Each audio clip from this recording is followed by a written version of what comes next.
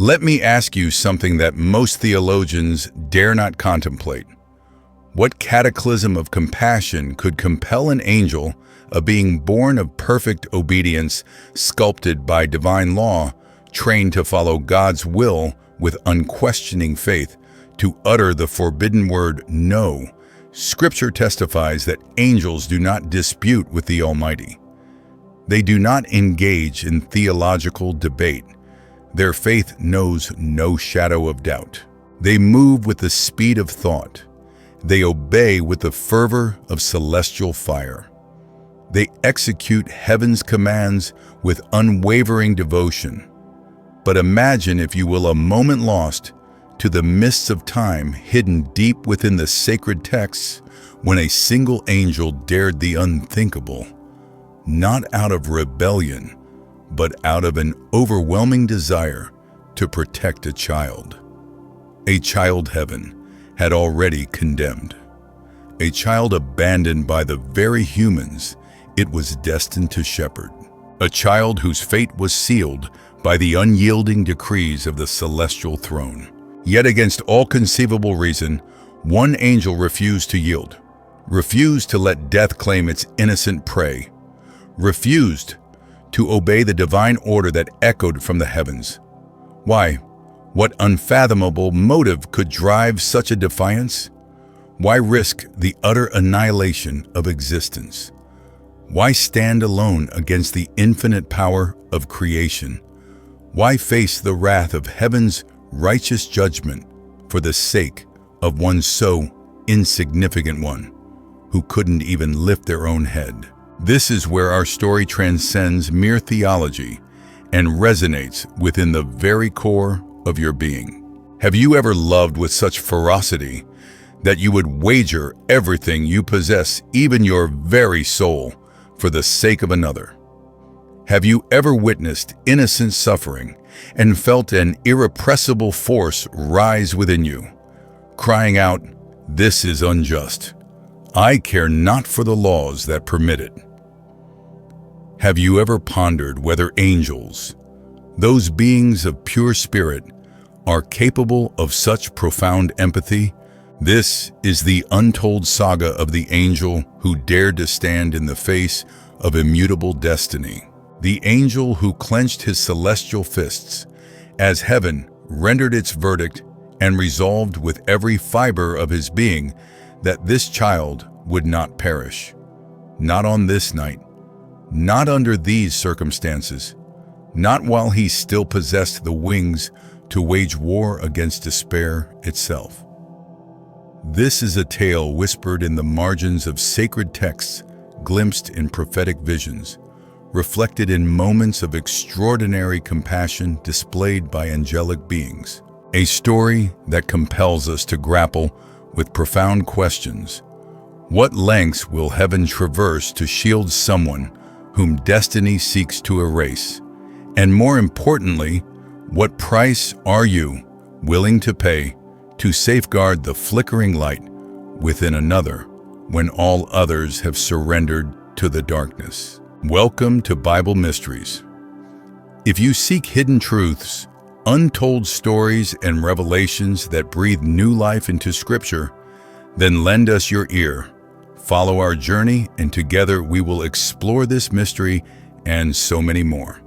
Subscribe now, and may you never miss what revelations we may uncover. The stillness of the village at night was oppressive, not the peaceful slumber of the innocent, but the palpable dread of an impending doom. The wind held its breath. The shadows stretched like grasping claws. Even the moon seemed to cower behind a veil of hesitant light, as if fearing the horrors that might unfold before the dawn. In a humble mud brick dwelling on the outskirts of the settlement, a woman named Mara cradled her young son Jonah, a fragile boy of 7, his innocent warmth a stark contrast to the encroaching darkness. Tonight, sleep eluded Jonah. He trembled incessantly, jolting awake every few moments, as if a distant voice called his name from beyond the veil of reality. Mara remained ignorant of the truth, unaware that something was calling him, not from the earth, not from the realm of dreams, but from the unseen spiritual dimension. Nor did she suspect that an ancient merciless force had descended upon her child, dispatched to extinguish his life before he could fulfill the destiny heaven had foreseen. But Jonah, in his childlike innocence, felt it. The boy whispered, his voice trembling with fear, "Mother, someone is in my room." Mara stroked his hair desperately, trying to soothe him, drawing on the wellspring of strength mothers possess when their own terror screams louder than their heartbeat. "There is no one, Jonah," she whispered, her voice cracking under the strain. "It is only your imagination." But even as she spoke, a chilling premonition gripped her heart. The air felt colder than it should. The shadows possessed a sinister density. And beyond the thin wooden door, something stirred, something that did not walk like a man or breathe like a beast, something sent on a specific, terrible mission. Mara clutched Jonah tighter, her whispered prayer a desperate plea. "God, please protect my child." Little did she know her supplication had already been heard, and by an unlikely intercessor. In the spiritual realm far above her home, far above the sleeping village, stood a towering figure radiating with an ethereal white light. His eyes like twin suns, a sword of radiant flame at his side. His name was Eleanor, an angel, absent from the celebrated narratives of Scripture, not a renowned messenger, not a warrior hailed by prophets. He belonged to a different order entirely, a guardian of the first oath, an angel whose singular purpose was to watch, to observe, and never to interfere unless explicitly commanded. It was an oath so inviolable that its transgression would constitute a direct defiance of heaven's divine order. But tonight, Eleanor's gaze was irrevocably drawn to the small mudbrick dwelling below, and within him an emotion forbidden to angels began to stir, a powerful tug, a fierce protectiveness that intensified with each terrified tremor that shook Jonah's small frame. Eleanor whispered to himself, his voice a thunderous rumble veiled in velvet, "This child is marked yet targeted." He perceived what Mara could not. Behind the house, a dark entity slithered through the shadows, its form twisted and ethereal, its steps devoid of sound. This was not a demon of the lower planes, no. This was something ancient, more insidious, more patient, a death watcher, a being whose sole purpose was to eliminate potential before it could blossom. Heaven had not intervened. God had not sent aid. This child was intended to die. But Eleanor committed an act unprecedented in the annals of angelic history. He took a step forward, only one step, but that single step was an act of rebellion. A tremor shook the spiritual realm. A whispered warning echoed across the celestial spheres. "Eleanor, what do you presume to do?" But he remained unmoved, because on this night, for the first time since creation, an angel was about to defy the very throne of God, not out of Luciferian pride, but out of an all-consuming love for a human child. Eleanor's wings unfurled, blazing with celestial fire.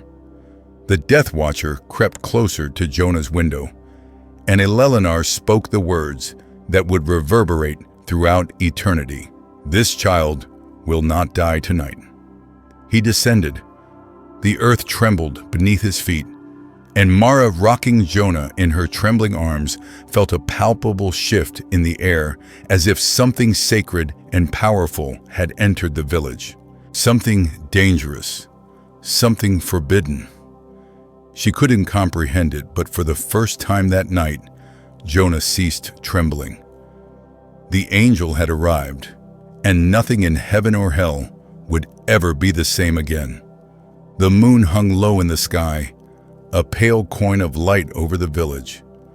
But it was Eleanor's presence that infused the yard with an almost imperceptible radiance, a glow that carried an undeniable authority. He moved with the quiet grace of a sacred promise, his wings folded so as not to tear at the fabric of reality. If angels can wear restraint as armor, he wore it then. Inside the small house, Jonah slept fitfully, his breaths shallow and uneven. Mara's face bore the etched lines of worry. The oil lamp flickered on the table. Outside, the Death Watcher glided a smear of absence that devoured the lamplight. It did not stalk like a predator, but approached with the inexorable certainty of a death warrant. Eleanor positioned himself between the boy and the window. He uttered no roar. He manifested no divine glory. He simply stood a silhouette against a task for which he was never intended. The air surrounding him carried the faint scent of rain and old paper, a memory of human things he had observed for centuries. He felt a sensation akin to a heartbeat, not because angels possess hearts like ours, but because he was beginning to understand the profound responsibility of holding a life in the balance. The Death Watcher paused. For the first time in its long existence, something that had only known the language of endings hesitated. Eleanor. It hissed the sound like the rustling of dried leaves. You trespass. This one is appointed. Eleanor's reply was soft but resolute. Appointment is not decree, he said. Not always. Not for this child. The entity emitted a chilling sound more akin to wind whistling through dry reeds than laughter. You would choose a single breath over the ledger of lives. You will be corrected. Eleanor shifted his weight, his fingers subtly moving to a strap at his side, where for silent watchers there should have been nothing, no sword, no shield.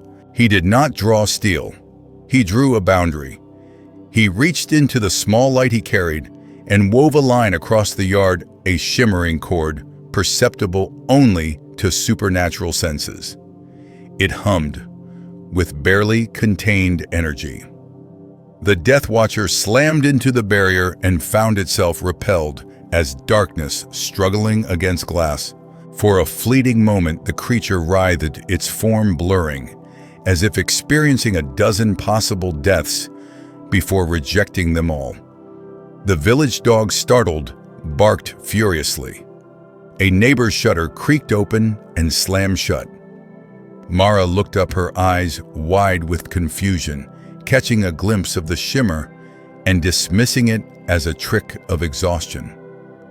Jonah furrowed his brow in his sleep. Eleanor maintained his unwavering focus on the seam he had woven. He had not come to conquer. He had come to hold, and holding demanded something far more challenging than force. It required patience. As he maintained the boundary, time became fluid, almost tangible.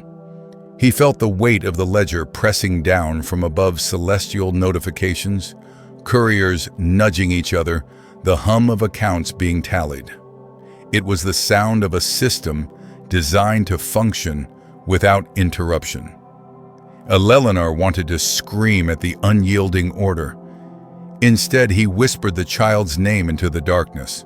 Names held immense power in the celestial realm, like invisible cords that bind possibilities together. Speaking Jonah's name was a plea, a prayer, a theft, snatching a possibility back from the ledger's cold grasp. The Death Watcher shifted tactics. It ceased its assault and whispered conjuring visions, not of the village, but of alternate realities. Mara growing old without the burden of grief, the village spared famine because of one life ended, wars averted, because one child never lived to father a generation of conflict. Whole futures unfolded like a cruel tapestry, each thread a justification for the ledger's logic.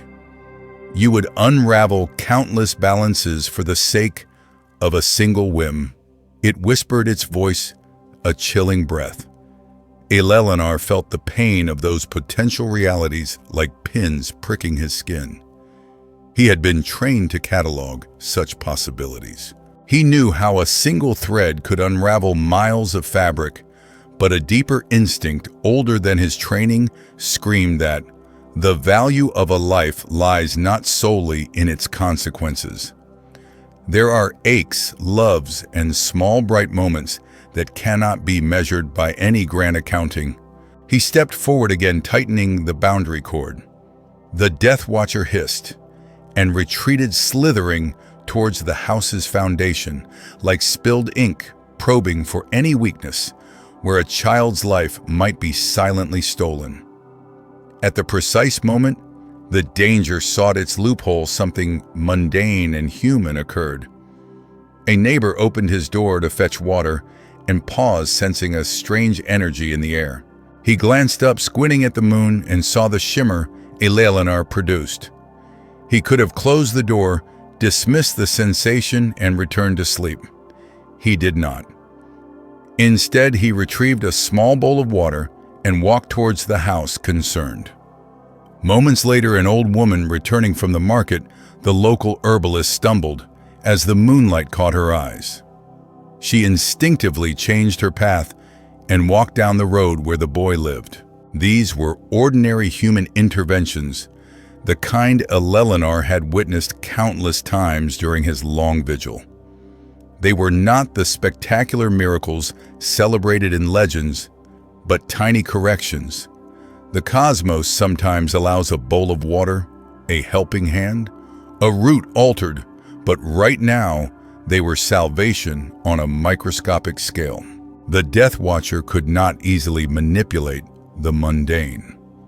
It could slither through the empty night, but it could not overcome the simple intention of neighbors altering their course. It recoiled as the herbalist's saffron-scented remedy brushed against the air around the child's window. The smell was a simple human thing, but contained within it was a fragility the creature couldn't swallow. It retreated, dissolving into the shadows. Eleanor inwardly exhaled, feeling a surge of hope. But he also felt the looming weight of consequence. This was not a victory. The ledger still hummed with its unwavering demands. The throne still registered his defiance. And then, the ever-present sound of the lower heavens, the soft, bureaucratic tapping of messengers at the cosmic gates, intensified. A voice from above, filtered and formal, spoke. "Report to the hall."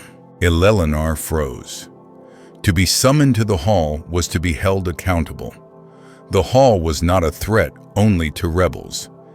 It was the place where explanations were demanded and judgments rendered. For one who had defied fate, the summons would be severe. He could have retreated. He could have relinquished his hold on the shimmering cord, allowing the Death Watcher to resume its task, confident that the neighbor's actions might still save the boy. He could have faded back into the line of watchers, his records untarnished. He could have stepped back and allowed heaven's mechanisms to correct themselves, but he did not.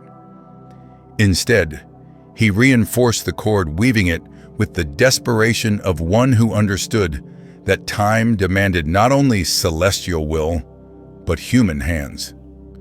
Jonah coughed, his cough softer now. Mara's lamp flickered. The old herbalist knocked and was allowed inside.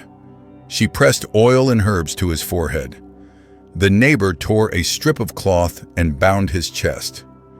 These were not miraculous spectacles, just small, messy human acts that collectively created slack against the ledger's merciless grip. And then, as hands worked and breath steadied, the summons solidified, casting a shadow over Eleanor's shoulder. A robed envoy materialized in the air above the yard, its wings resembling elegant script, its eyes pools of ink. Elelenar, the envoy declared, "You have been summoned." Elelenar's throat constricted. He did not flinch.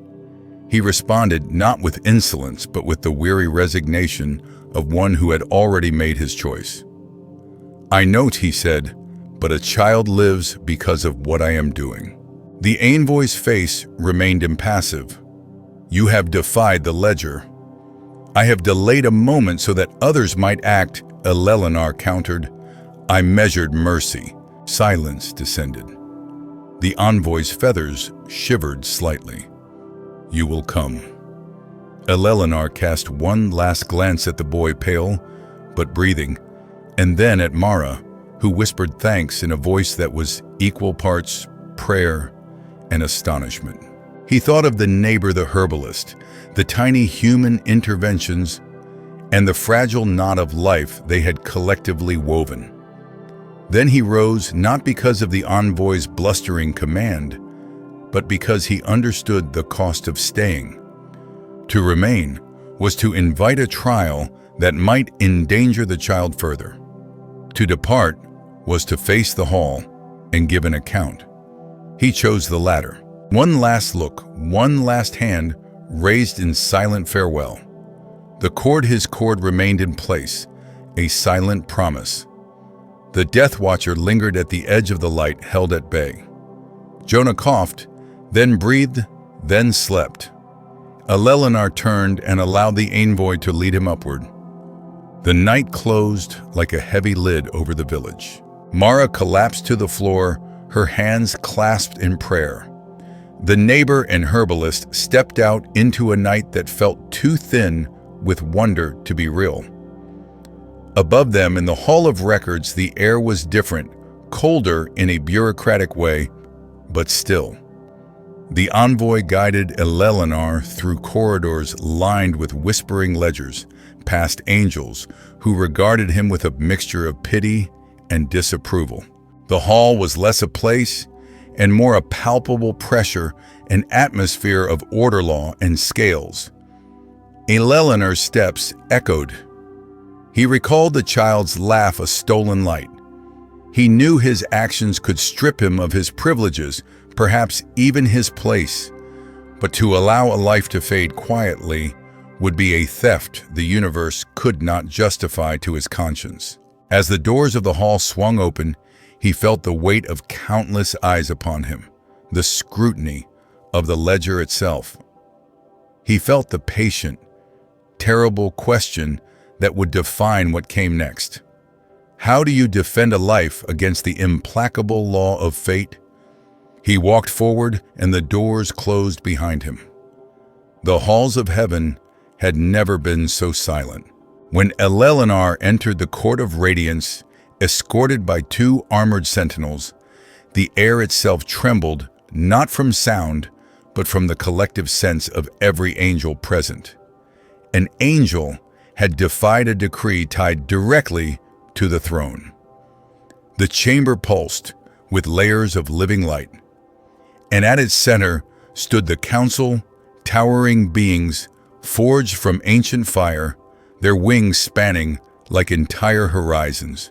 They weren't angry, but their faces held something far worse, disappointment, a quiet, heavy, suffocating disappointment. Elelenar kept his eyes lowered. He felt like a child brought before his father, except his father was a celestial government older than time. The high seraph spoke first, its voice a choir within a drum. "Elelenar," you interfered. "You defied a decree sealed by God himself." Elelenar swallowed hard. He wanted to defend himself, but every word sounded like an excuse even to him. Another seraph leaned forward, its voice sharp. "Why did you violate the chain of command?" Elelenar clenched his hands. He knew his answer would seal his fate, but silence would be worse. Elelenar lifted his gaze, and the light in the Court of Radiance struck his face like the weight of truth. He did not look defiant. He looked exhausted, like one who had held a fragile candle against a storm and refused to let it die. "I violated the chain of command," he said, voice steady but low, because the decree I heard did not sound like justice. It sounded like conclusion. The council's wings shifted, the chamber tightening, as if the air itself held its breath. The high seraph's eyes burned brighter. "You presume to measure justice against the throne." Eleanor's fingers trembled, once then stilled. "No," he whispered. "I presume to remember mercy." He swallowed, and the next words rose from somewhere deeper than law, something raw, something almost human. That child was not rebelling. He was not choosing darkness. He was simply small, and he was alone. A ripple moved through the court, quiet, uneasy, like a river disturbed beneath ice. Another seraph spoke, colder than starlight. "The ledger is not cruel. It is order. It is consequence. It is balance." And balance, Eleanor replied, should never require silence in the face of innocence. He bowed his head. "I did not erase the decree. I delayed the moment so human hands could act. I watched neighbors become mercy without ever knowing they were part of it. I watched prayer become movement." The high seraph stepped closer, and the light intensified until Eleanor's shadow vanished. "You risked unraveling the system." "I risked myself," Eleanor corrected softly. "Because if heaven cannot pause for one child, then what are we guarding? Only rules, only inevitability." His voice cracked, not with rebellion, but with grief. "I did not say no to God. I said, not like this." Silence fell so deep, it felt like judgment. Then from beyond the council, a presence moved through the court without footsteps, without announcement. The light shifted into something gentler, unbearable in its purity. The angels lowered their faces, and a voice, quiet, final, eternal, spoke one sentence that changed everything. "Mercy was never your crime." If this chapter gripped you like the video, comment what you think heaven would decide, and follow the Bible. Mysteries for more stories where divine law meets compassion in the dark.